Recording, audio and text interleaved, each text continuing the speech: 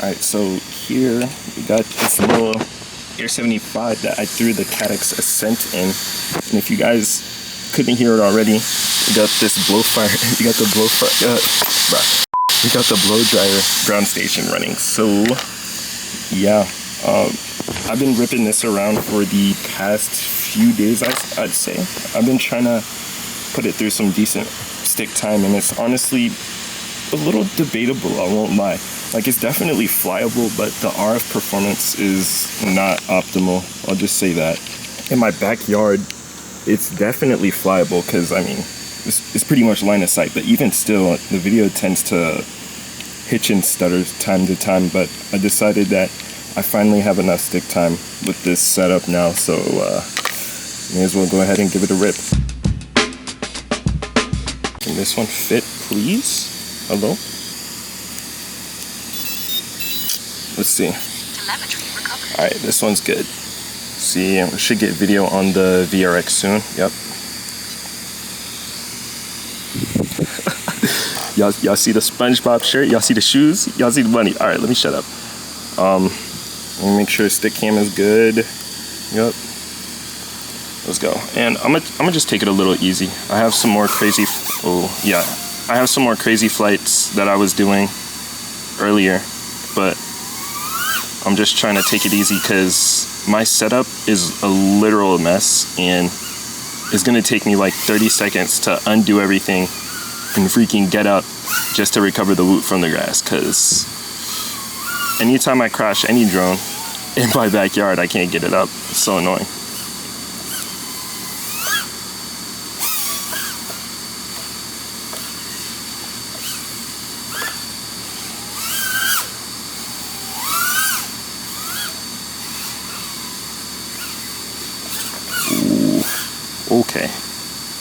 Okay.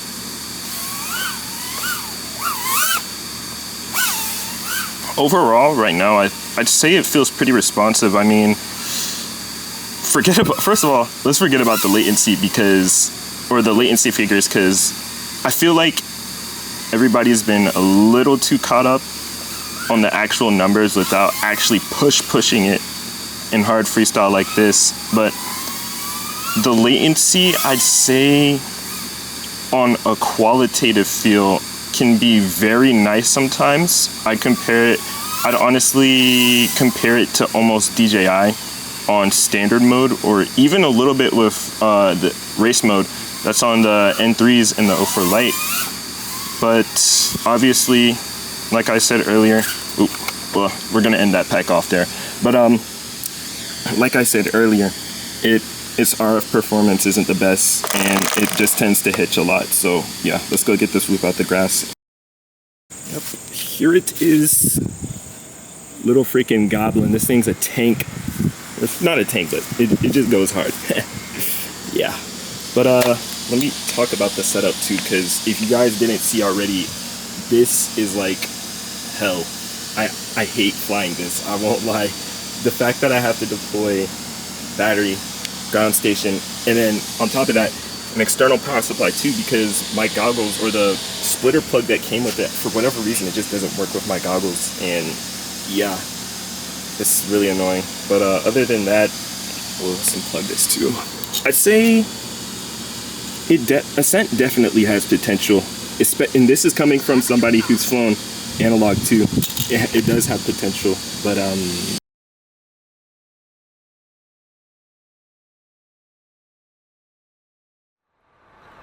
Alright, so this is about my second flight on Ascent, I want to say.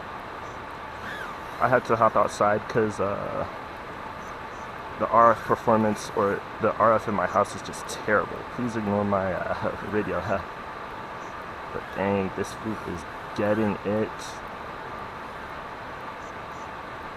I'd low-key say this is freestylable in an outdoor in an outdoor situation. Even though the latency is definitely a bit higher, this is honestly acceptable for a loop. Enjoyment wise, I love it. Low-key, I take this along with analog as well. Obviously you can see the latency is a bit higher, but it's freaking holding on.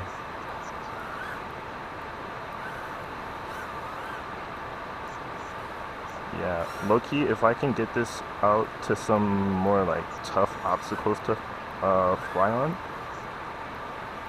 I'd be cool with this. Whoa, whoa, whoa, whoa, holy crap. Yeah, this is actually super fun. Hello? Let's see what the dog doing.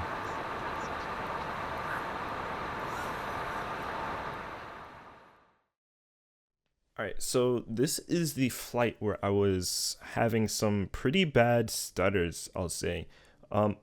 Overall, I took this one a lot more easy because, like I said, the frame or the RF link just felt pretty inconsistent with this flight. Like, I felt like I couldn't fully trust it. And the stuttering you're seeing here, too, is from the Ascent VRX's DVR. I really don't know what is up with that, but you can see in spots where it micro stutters from time to time. And it kind of throws me into a little state of like panic because like I don't know what the heck is happening. But overall, it's still freestylable. It's just some flights can be a little worse than others, especially due to the fact that I'm literally flying right next to two houses that all have Wi-Fi signals coming from both of them. And it's just a lot. My neighborhood is a pretty congested RF environment, or it has a pretty congested RF environment. But despite that, I still think it did okay-ish, especially with the VRX unlock. That's one thing you absolutely have to do with Ascent if you're flying in an environment like that. Ooh, second clip. But yeah, the VRX unlock is going to help so much because you can actually hop up to the normal FPV channels that we usually use for 5.8. And yeah, it definitely helped it a little bit. Another thing I did to help lower the latency too was obviously 720p 100 fps. HD0 goggles can support that high refresh rate input. Unfortunately, no 120. I have two gaming monitors that I can use, but I don't have my other one right now. And yeah, that's besides the point. But yes, 720p 120 fps. Bardwell said that if you turn off focus mode and I think 3D noise reduction in the settings, that also helps reduce latency. But I also haven't really had a good chance to like put that through its paces, I'll say. And also I haven't really everything I do is like a seat of the pants test. So I really don't know. But yes, that is it for now. And now we're going to hop back to the bench. All right, I'm going to make this quick. Here is the Ascent Air 75. Here is my analog Air 75 that I also have for reference. And just for one last point of data, we're going to scale them and I'm going to talk about the specs. So this one has the VCI Spark 0802 25.6 thousand kV motors in here. And it also has the Beta FPV 3-in-1 digital AIO. And of course, the Ascent system. Now, these motors absolutely helped out a lot because my main driver with this build was to actually test the Ascent video system. I didn't want the Whoop to be limited by a sluggish build behind it, so making it spicy was the only option that I wanted to do. And on the scale, we are sitting at 25.14 grams. Now, that's definitely up there for a digital Whoop, but compared to what most digital Whoops people fly, this is pretty light. And with a 4S with a 1S 450, we're sitting at 37.21 grams, which is still pretty good. And as opposed to a normal standard analog Air 75, can we focus? Jeez. This has the Beta FPV 5-in-1, the V1, the CL3 camera, 0802 20,000 kV motors from Start FPV because I straight up tore this out of a bind and fly. And Gemfan 6010s. And yes, I also forgot to say these have HQ prop 40 mils. On scale, this sits at 21.73 grams, and also with the 1S450, oops, sitting at 33 grams. So overall, I still feel like the power to weight ratio between both of them is pretty good.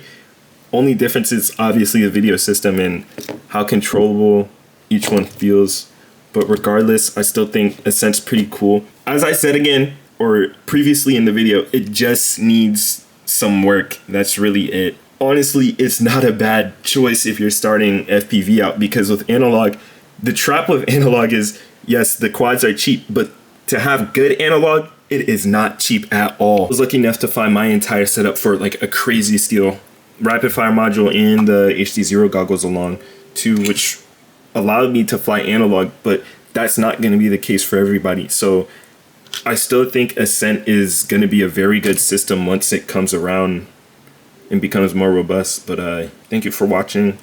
This is probably going to be my last upload until I find something interesting to do again. That's just how I'm rolling with YouTube now.